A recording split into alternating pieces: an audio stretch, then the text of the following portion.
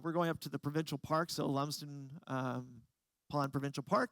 It's about, oh yeah, it's about 12 or 13 minutes from here, and we just want to support Simon that as a church. So anyone who can make it, it won't necessarily be long. You can stay as long as you like, but we are going to a public space and just going to honor that is where Simon wanted to be baptized. So that's where we're going to do that today in just a few minutes. All right, just let me put this down. And those of you who were with us last week will know a bit of the setup already, but I'll turn my Bible and let the camera guys get ready, and then we'll start again.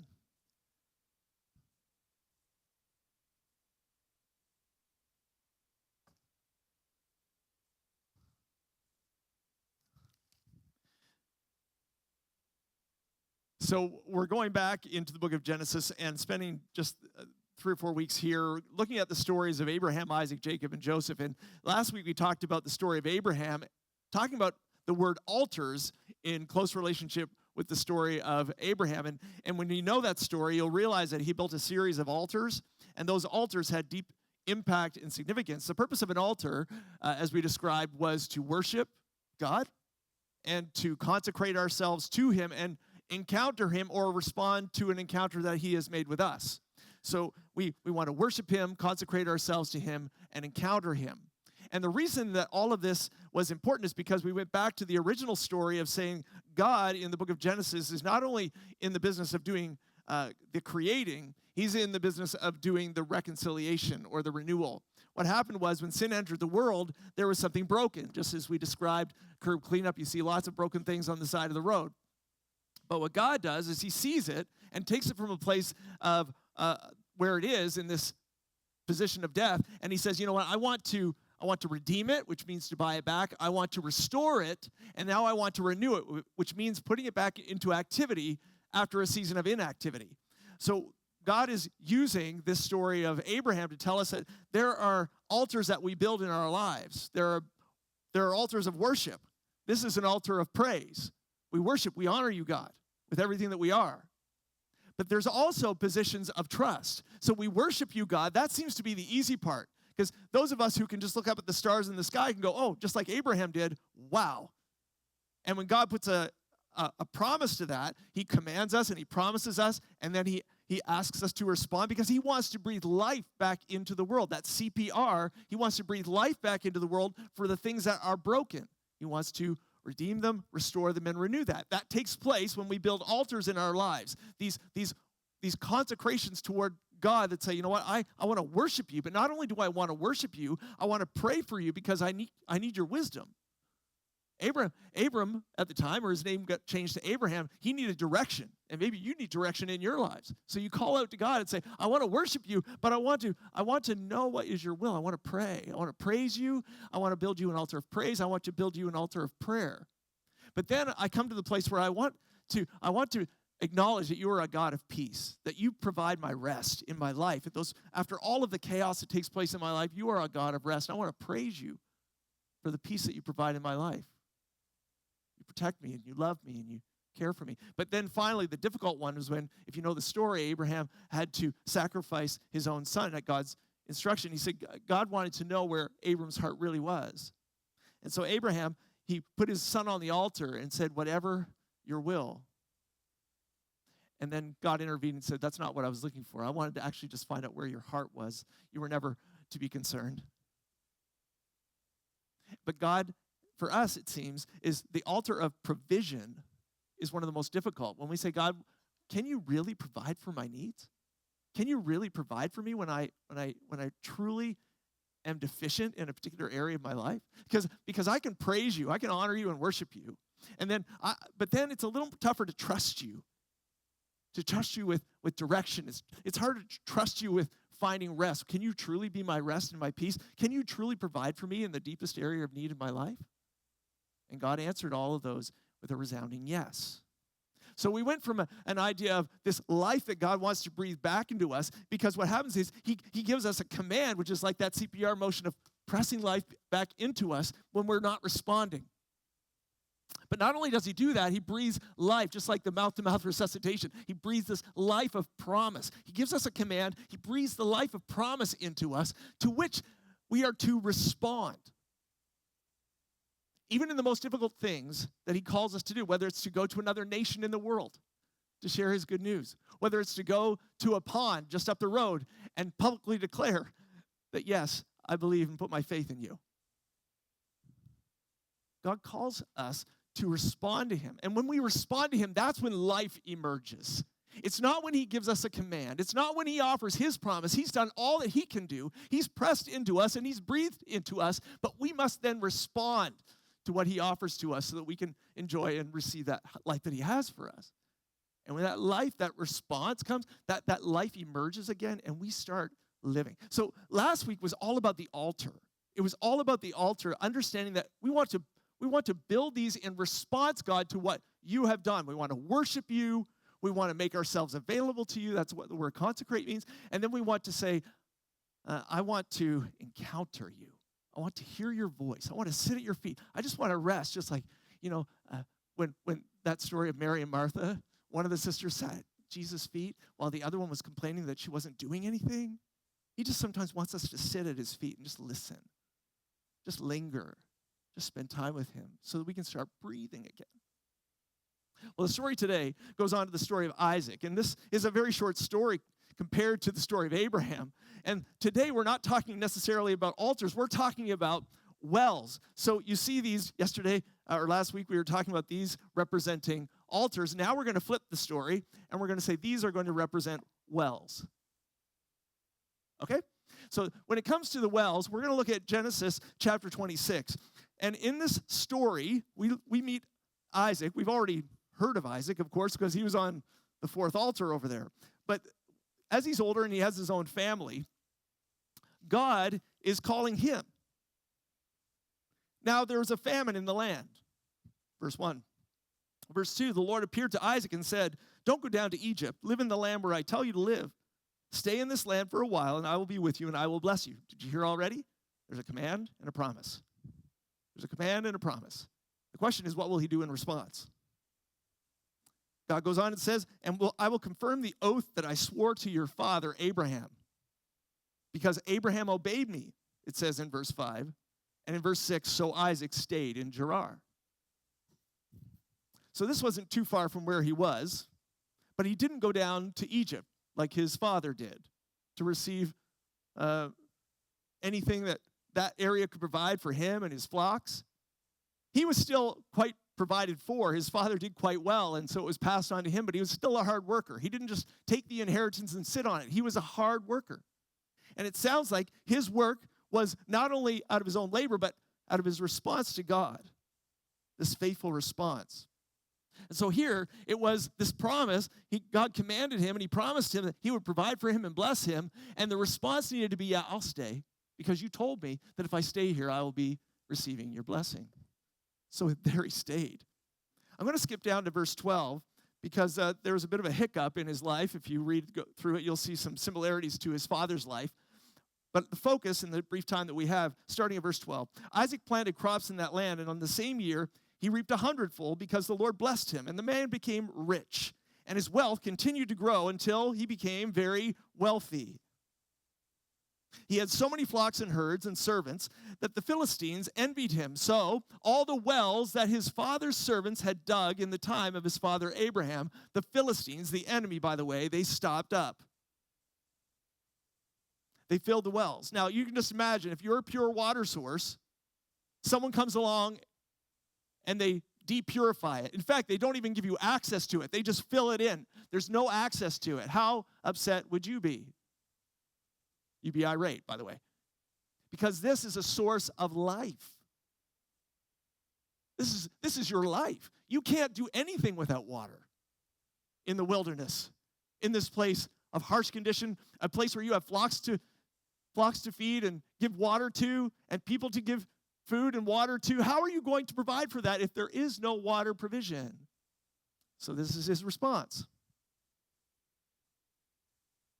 Then Abimelech said to Isaac, move away from us. Now, Abimelech was the leader at this time, and Abimelech was a common term. It was like Pharaoh. It was like there could be a number of people who had the same name Pharaoh, a number of people who had the same title of Abimelech. In this area, Abimelech said to Isaac, move away from us. You have become too powerful for us. So what has happened here? In the state of jealousy, what do? They throw rocks. They take their ball and go home. They take the water and go home. They say, you can't have access to it anymore. Now, understand, this is the well that his father actually dug. He had full right to it. He had full opportunity to fight for this water. And you know, what's his response? Isaac moved away from there and encamped in the valley of Gerar. Now, this wasn't very far away. And where he settled there, and Isaac reopened the wells that had been dug at the time of his father Abraham. So what happened was, there was another well a little farther down the way, and that had already been filled in years ago by the enemy. And so he comes along and says, oh, I remember there's a water source here. My father provided for me here. And so he and his workers uncovered the well and said, now we have water. Isaac reopened the wells that had been dug in the time of his father Abraham, which the Philistines had stopped up after Abraham had died, and he gave them the same names his father had given them. He honored these wells, perhaps a number of wells, but this will represent those wells, and they had been given the names that the Father had given them. It's like they had restored life to things that had already taken place in the past. I want to pause and say, are there things in your spiritual life that you are so glad that you're able to go back and reopen the wells of the people who came before you? That there are things that people before you had fought for, they prayed for, they worked for, they studied for, they served God for, they made things happen, and somewhere along the way, the enemies of the world, the culture that we live in, said, I don't think I want anyone to have any part of that water anymore. But you fight for it because it's worth fighting for. It's life. And so you dig for it. You say, my effort is worth it. And I want that water to be restored for me and everyone in my life. So Isaac's servants dug in the valley and discovered a well of fresh water there. So not only did they uncover the wells that were there before, they found their own wells and they found fresh water. Now, fresh water is a little different than stagnant water. It's not just a source of water, it's running water and it's living water. This is the best premium water you could find. But the herders of Gerar, they quarreled with those of Isaac and they said, that water is ours. So for a moment, I just want to cover this back up to identify that this was the one that was fought for. This was the one that was covered up. This was the one that was covered up years ago. This was the new one that they had just dug up. And guess what? They now dug it up, and it was fresh water. It was theirs. It was on their property. They were taking it in. And guess what? The enemy says, no, it's not. No, it's not. The word that they gave to name this well was Esek. It says, so he named the well Esek because they disputed with him. The word Esek means strife or lawsuit or argument. And so they come along and they have this fresh opportunity to have fresh water, and someone fights for this. So what's their response to the argument, the strife, and the dispute? Well, what he does is he names it, he claims it, but then they dug another well. So they fought over this one. They said, you know what? You're going to cover this well. You're going to cover this well. We're going to uncover it. We're going to come to this well. You're going to fight over it. We actually don't want to argue with you about this. And then the next one, they dig up, and what is the response? They dug another well, but they quarreled over that one also. So they named it Sitnah.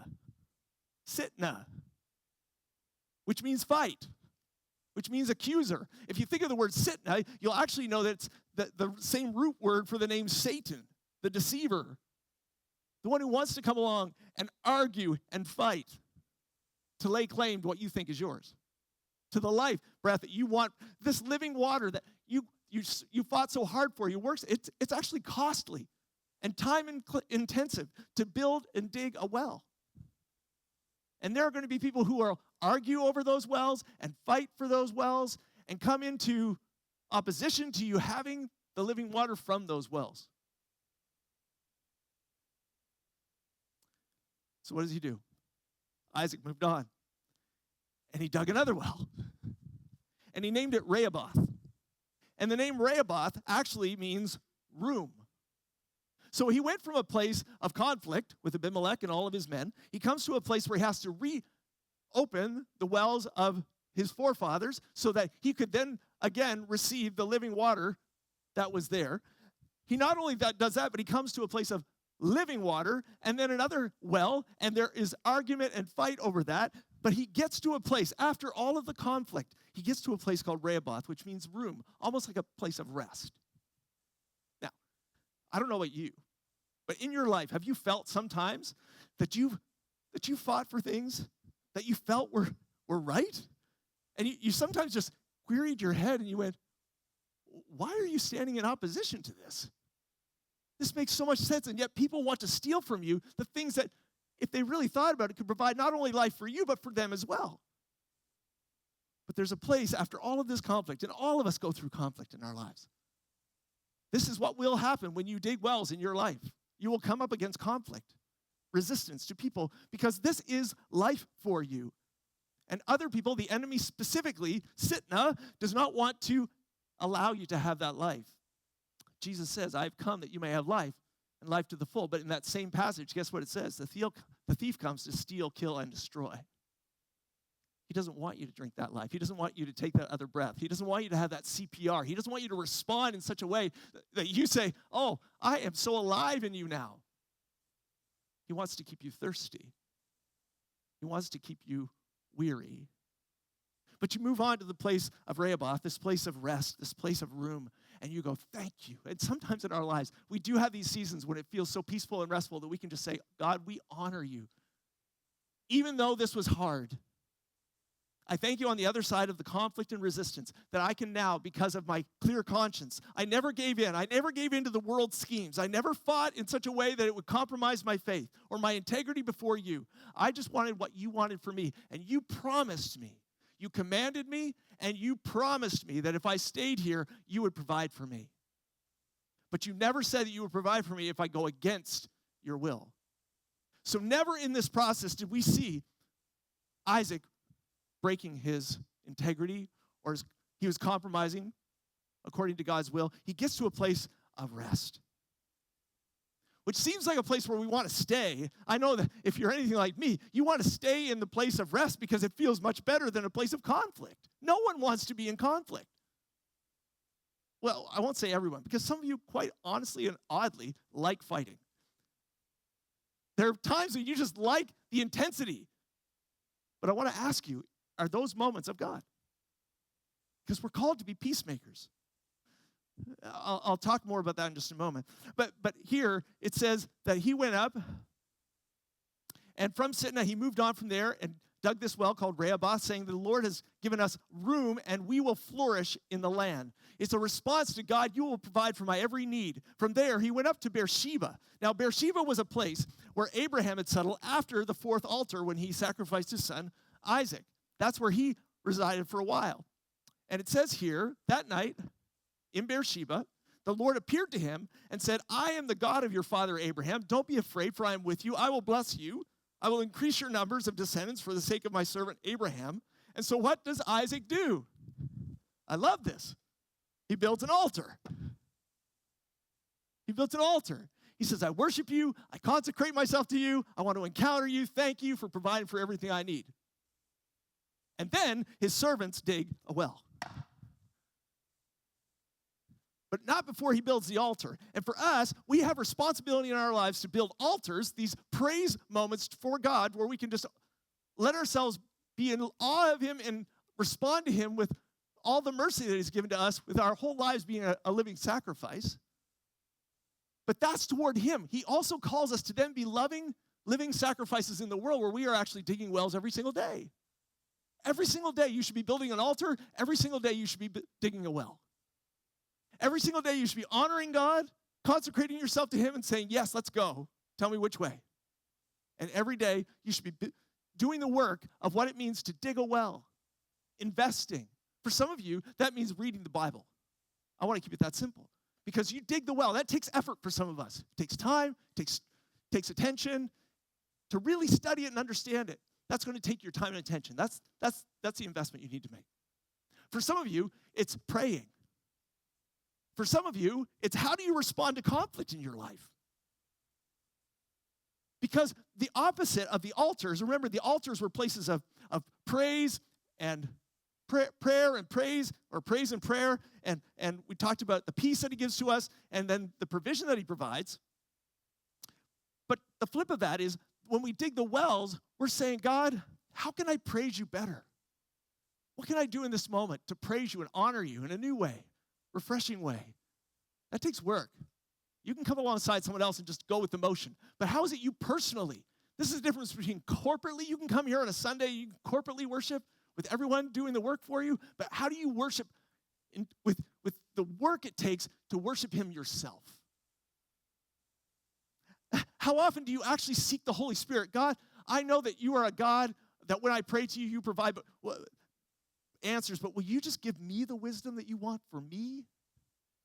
Will you take time to dig the well that seeks his wisdom? Will you take the time to dig the well that seeks his peace in your life to get to the place where you go, you know what? Nothing else really matters. No matter what, all these people that are fighting for the things that are not worth fighting for, I just want to be in your presence. That's all that matters. There's that song, what, Jesus? Only Jesus?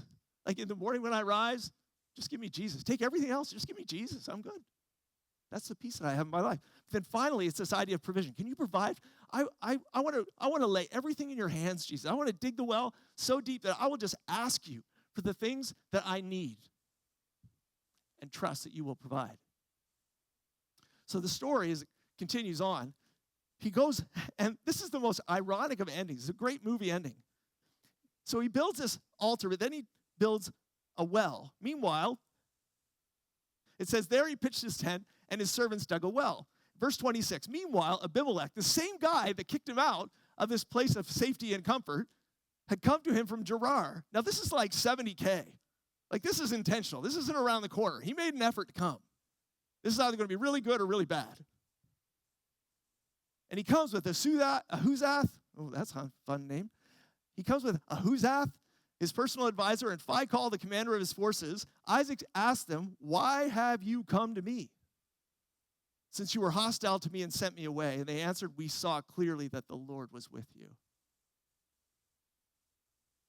Wait a second. From all the journey where they covered up the well and they had previously had the well covered, to a place of arguing and a place of fighting, to a place of rest. And now they're sitting here and go, there is such an attention captured through the activity in response to being cast out that the originator of the casting away is now coming and saying, I think God is doing something here. We saw clearly that the Lord was with you, so we said there ought to be a sworn agreement between us and you. Let us make a treaty with you so that you will do us no harm. Just as we did no harm to you, but always treated you well and sent you away peacefully. And now you are blessed by the Lord. I always think the Bible is full of humor. Isaac then this is what he does. Isaac then makes a feast for him and his men. And they eat together and they drank together. And early the next morning, the men swore an oath to each other. Then Isaac sent them on their way, and they went away peacefully. That day, Isaac's servants came and told him about the well that they had dug. This is the great ending to the story. And they said these words, we've found water. The pursuit of water was what it was all along. They wanted this life breath to come back into their life. They wanted the security of having what God was going to provide for them to bring them life. Not only did he do that as they built the altars to him, and they heard his commands, and they received his promise, but they responded in faith. By digging wells each day, we come along, and we're searching for water every single day. And the blessed words that we can hear God allowing us to say with integrity and love is, we've found water. And he called it Sheba. And to this day, the name of this town has been called Bethsheba. Put this here for a moment. So you know, when it talks about being a living sacrifice, that God calls us to do that by building altars and digging wells. He calls us because he wants us to see that clearly the Lord is with us.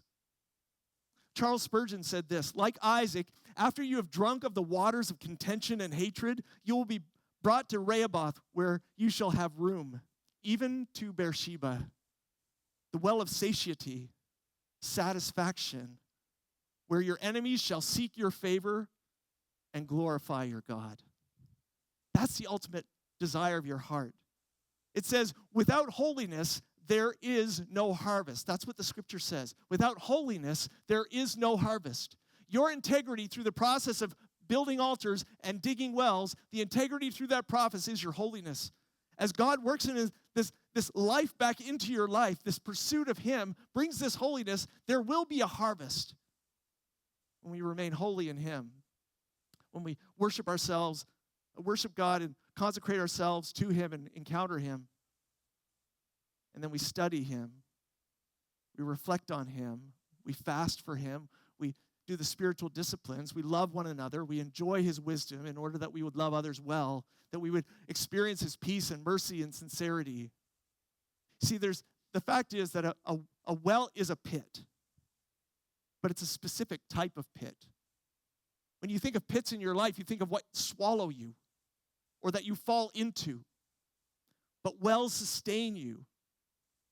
There's a purpose when you dig a well. Deep wells are the secret to a fruitful, grounded Christian life.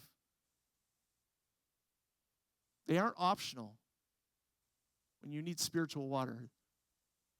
They're a matter of survival in your spiritual life. Every day you're called to build altars, and every day you're called to dig wells. On the road to renewal, you will experience resistance. But you have to continue through the jealousy, through the arguments, through the accusations. Because no jealousy-driven opposition or accusation of the enemy can stop the flow of God's blessing to those who obey God and trust Him and persevere. Why? Because it's through that humble perseverance that we are led to a place of promise. And that's what we're seeking as we build altars, one altar at a time, and dig wells, one well at a time. So we don't fight back or get frustrated. We just dig another well. We press in and we press on. The scriptures say that we must persevere through jealousy and arguments and fighting until God Himself provides room. Well, let's just close with these thoughts. Proverbs 16:7 says, when a man's ways are pleasing to the Lord, He even makes his enemies live at peace with him. In Hebrews 12, it says, make every effort to live at peace with everyone and to be holy. Without holiness, no one will see the Lord, it says.